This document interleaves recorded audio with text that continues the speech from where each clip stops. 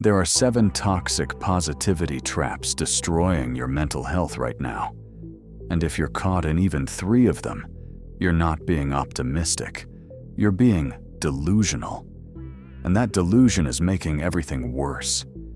And here's what nobody tells you about toxic positivity. It's not optimism. It's not hope. It's not resilience. It's ottimismo coatto, what Machiavelli would call forced optimism. The compulsive denial of negative reality in service of maintaining a false emotional state. Machiavelli was a realist. He documented what actually works, not what we wish would work. And he would tell you, forced positivity doesn't eliminate negative emotions. It just drives them underground where they cause more damage. The harsh reality is, good vibes only culture isn't helping you. It's gaslighting you into thinking your valid negative emotions are personal failures. In the next 12 minutes, I'm going to show you the 7 toxic positivity traps, why Machiavelli would warn against each one, and what realistic optimism actually looks like.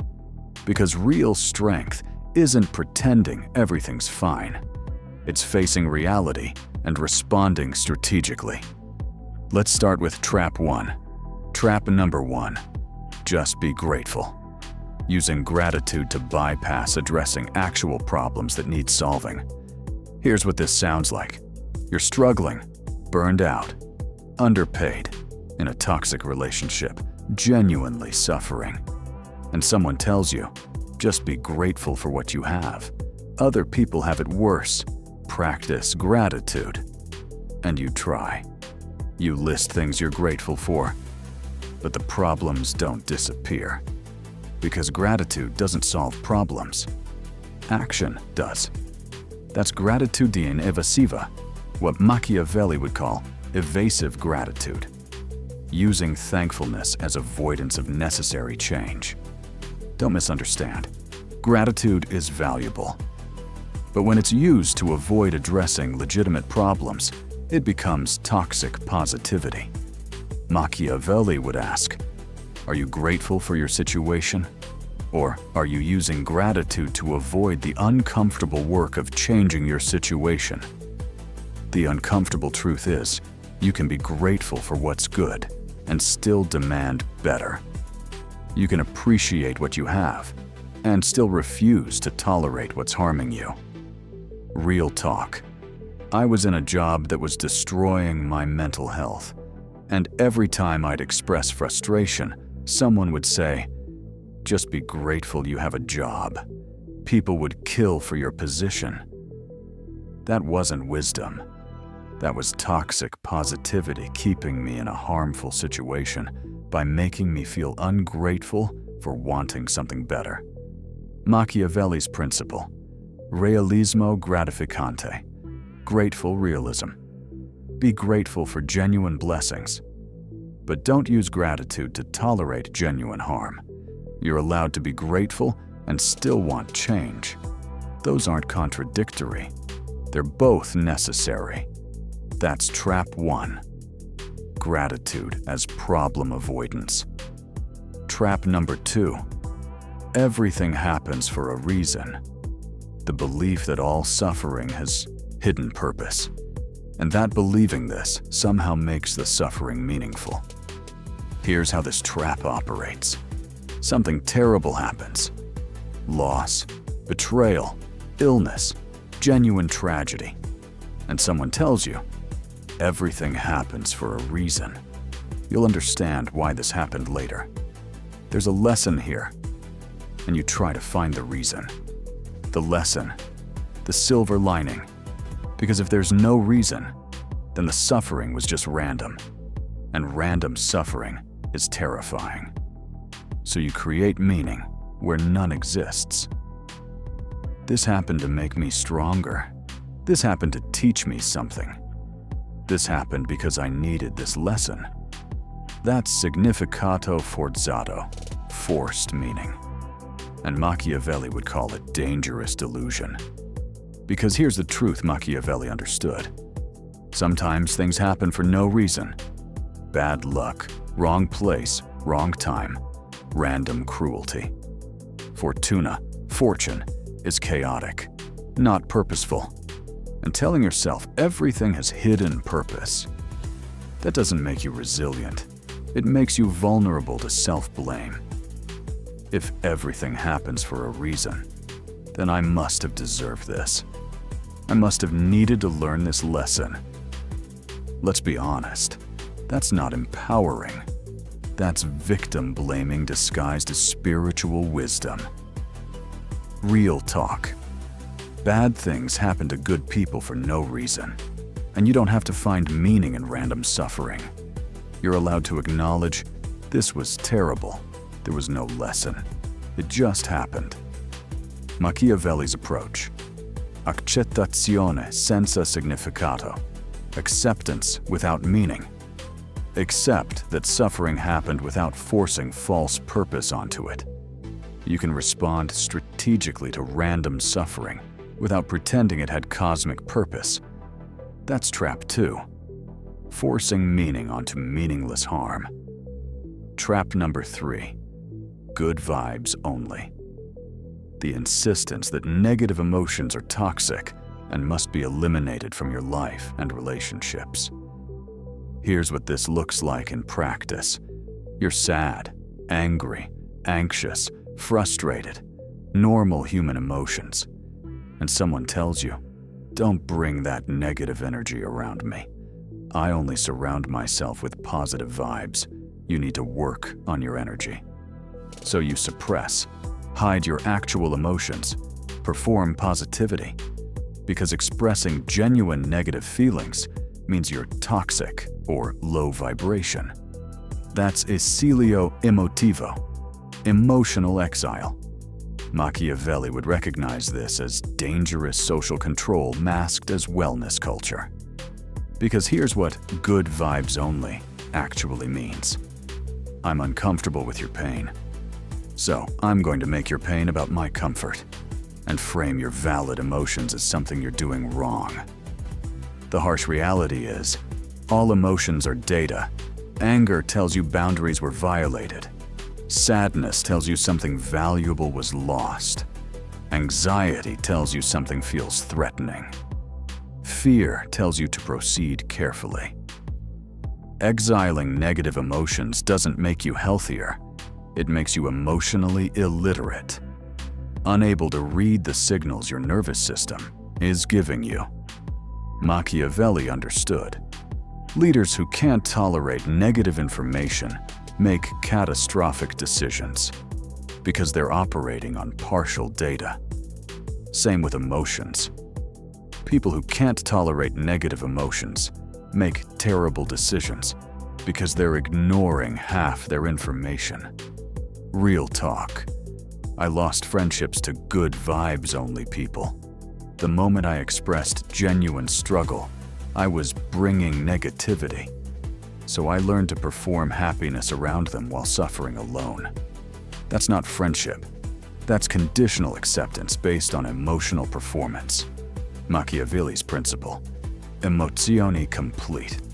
Complete emotions. All emotions are valid. None should be exiled. That's trap 3. Exiling negative emotions is toxic. Trap number 4. Just stay positive when you're expressing legitimate concerns about real problems. Dismissing valid warnings as negativity. Here's how this trap operates. You identify a real problem. Something's not working. A plan has flaws. A situation is genuinely dangerous. And you bring it up. And instead of addressing the concern, someone says, "Why are you being so negative? Just stay positive." You're manifesting bad outcomes with that energy. So your legitimate concern gets dismissed as bad vibes. And the problem, it doesn't get addressed until it becomes catastrophic. That's dismissione anticipata, anticipatory dismissal. Machiavelli documented this in political strategy. Leaders who labeled all warnings as pessimism made the worst strategic errors because they couldn't distinguish between negativity and necessary caution. The uncomfortable truth is, sometimes negative predictions are accurate. Sometimes worst-case scenarios happen, and preparing for them isn't manifesting negativity. It's strategic realism. Machiavelli's entire philosophy was based on this: hope for the best, prepare for the worst. Don't confuse optimistic thinking with strategic planning. Real talk. I was in a business situation where multiple people saw problems coming. We raised concerns, and we were told, stop being negative, stay positive. We'll manifest success. The problems we warned about happened, exactly as predicted. And staying positive didn't prevent them. It just prevented us from preparing for them. Machiavelli would call this cecità ottimista, optimistic blindness, refusing to see problems because acknowledging them feels negative. His approach, pessimismo preparatorio, preparatory pessimism. Consider what could go wrong, not to manifest it, but to prepare for it. That's trap 4, dismissing legitimate concerns as negativity. Pause here, go to comments. Which of these 4 traps have you experienced? Just the number. Trap 1 or trap 3? This helps you identify your pattern, and it shows others they're not alone in being harmed by toxic positivity. Trap number 5. Happiness is a choice. The idea that if you're not happy, you're simply choosing wrong. Ignoring that, external circumstances matter. Here's what this sounds like. You're struggling with genuine hardship, financial stress, health issues, systemic discrimination, real external problems affecting your well-being. And someone tells you, happiness is a choice. You're choosing to focus on the negative. Just choose to be happy. As if your circumstances are irrelevant. As if happiness is purely internal decision-making, unaffected by external reality. That's individualismo tossico, toxic individualism. Machiavelli would recognize this as refusing to acknowledge that external conditions shape internal states. Because here's the reality. Yes, mindset matters, but circumstances matter more. You can't choose happiness your way out of poverty, abuse, oppression, genuine trauma. And telling people they're suffering is just a choice? That's not empowerment. That's blaming victims for systemic problems. The harsh reality is, choose happiness is often said by people whose circumstances make happiness relatively easy. And they attribute their happiness to their choices, not their advantages. Machiavelli understood. Fortuna e virtù, fortune and virtue, both matter. Your choices matter, and your circumstances matter. Pretending only one matters is delusion. Let's be honest, if choosing happiness solved everything, therapy wouldn't exist, antidepressants wouldn't exist, social movements for justice wouldn't exist. Because sometimes the problem isn't your mindset, it's your circumstances, and those require action, not just attitude adjustment. Real talk. When I was broke, someone told me, money doesn't buy happiness. They said it from their paid-off house, while I was choosing between rent and groceries. That's toxic positivity. Dismissing material reality as just mindset. Machiavelli's approach. Cambiamento circumstanziale, circumstantial change. Sometimes you need to change your mindset. Sometimes you need to change your circumstances. Wisdom is knowing which. That's trap 5, ignoring circumstances, blaming mindset. Trap number 6, let it go, forgive and move on. Using forgiveness to prevent necessary accountability and boundary enforcement. Here's how this trap operates. Someone harms you, betrays you, violates boundaries, causes real damage. And instead of addressing it, instead of demanding accountability, you're told, just let it go. Holding on to anger is like drinking poison. Forgive them and move on. So you try. You let it go. You don't address the harm. You don't set boundaries. You don't require change. Because holding them accountable would be holding on to negativity. That's perdono prematuro, premature forgiveness. And Machiavelli would call it strategic stupidity. Because here's what let it go actually does. It protects the person who harmed you from consequences. It prevents you from setting boundaries. It ensures the harm continues. Machiavelli understood.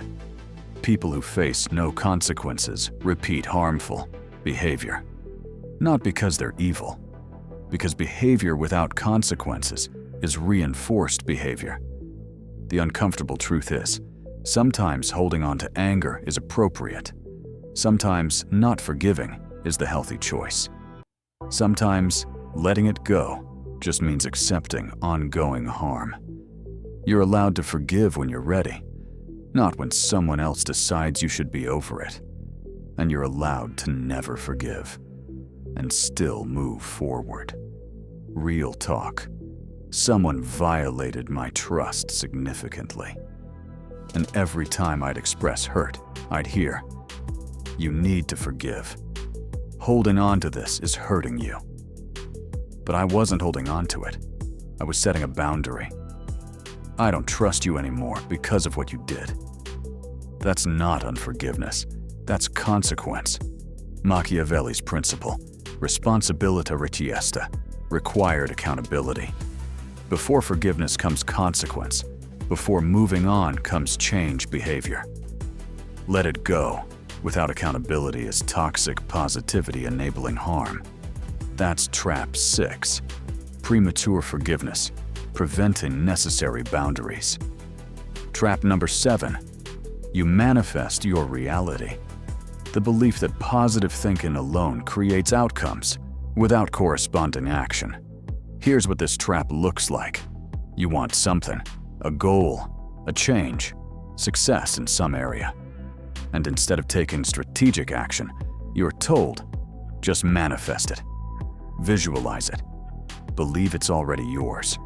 The universe will provide. So you visualize, affirm, create vision boards, and nothing changes. Because manifestation without action is just wishful thinking. That's pensiero magico, magical thinking. And Machiavelli would call it the fastest path to failure. Because here's what Machiavelli understood. Fortuna favors those who prepare, not those who wish, not those who visualize, those who take strategic action toward desired outcomes. You want a better job? Positive thinking doesn't send applications. Action does. You want better health? Manifestation doesn't create exercise. Behavior does. You want different relationships? Affirmations don't set boundaries. You do. The harsh reality is, manifest your reality culture has convinced people that action is optional if your mindset is right. That's not optimism. That's delusion. And when manifestation doesn't work, because it can't work without action, you're told, you didn't believe hard enough. Your vibration was off. You manifested the failure with doubt. So now failure is your fault for insufficient belief. Not because you took insufficient action, because your thoughts weren't positive enough. That's victim blaming disguised as empowerment. Let's be honest. Successful people don't succeed because they manifest. They succeed because they act strategically, persistently, and adaptively. The positive mindset helps, but action is what actually creates results. Real talk. I spent months manifesting goals, vision boards, affirmations, visualization. And nothing happened until I stopped manifesting and started working. Machiavelli's approach, ottimismo attuativo, actualized optimism. Be optimistic about outcomes. but base that optimism on strategic action, not magical thinking. That's trap 7, replacing action with manifestation. So those are the 7 toxic positivity traps Machiavelli would warn you about. Using gratitude to avoid problems, forcing meaning onto random suffering, exiling negative emotions, dismissing legitimate concerns, blaming mindset while ignoring circumstances, premature forgiveness without accountability, replacing action with manifestation. And here's what all 7 have in common. They're ottimismo coatto, forced optimism that denies reality in service of maintaining false emotional states. Machiavelli was the ultimate realist. He documented what actually works, not what we wish would work. And he would tell you, toxic positivity isn't optimism, it's denial. And denial doesn't solve problems, it makes them worse. So what does realistic optimism look like? What's the alternative to toxic positivity? Machiavelli would call it ottimismo realistico, realistic optimism. And it has 7 principles that counter the 7 traps. 1. Be grateful for genuine blessings, but address genuine problems with action. 2. Accept that sometimes suffering is random, no hidden purpose, just bad fortune requiring strategic response. 3. Honor all emotions as data. Negative emotions aren't toxic. They're information about what needs attention. 4. Distinguish between negativity and necessary caution. Prepare for worst case. Hope for best case. 5. Acknowledge that circumstances matter. Sometimes you need mindset shift. Sometimes you need circumstance change. 6. Require accountability before forgiveness. Boundaries aren't unforgiveness, they're self-protection. 7. Take strategic action toward desired outcomes. Optimism about results, but grounded in actual effort. That's realistic optimism. Not everything's fine, but everything's manageable with clear seeing and strategic action. Machiavelli's ultimate principle. Vedere chiaro, agire strategicamente. See clearly, act strategically. You can't act strategically if you can't see clearly. And toxic positivity blinds you. It makes you confuse denial with optimism, avoidance with hope, inaction with manifestation. Real strength isn't pretending everything's fine. It's facing what's actually true and responding effectively. So here's what you do with this. Starting today, pick one toxic positivity trap you've been caught in. Just one. And practice the realistic optimism counter to it. If you've been forcing gratitude, address one actual problem this week. If you've been forcing meaning, accept one instance of random suffering without self-blame. If you've been exiling emotions, honor one negative emotion as valid data. If you've been dismissing concerns, prepare for one worst-case scenario. If you've been blaming mindset, change one actual circumstance. If you've been prematurely forgiving, set one boundary with someone who harmed you. If you've been only manifesting, take one concrete action toward your goal. One trap, one realistic alternative this week. And watch what happens. Problems don't disappear through positive thinking, but they become manageable through clear seeing and strategic action. That's Machiavellian realism, not pessimism, not toxic positivity. Realistic optimism that actually works. Apply it, and stop forcing yourself to feel positive about things that require action.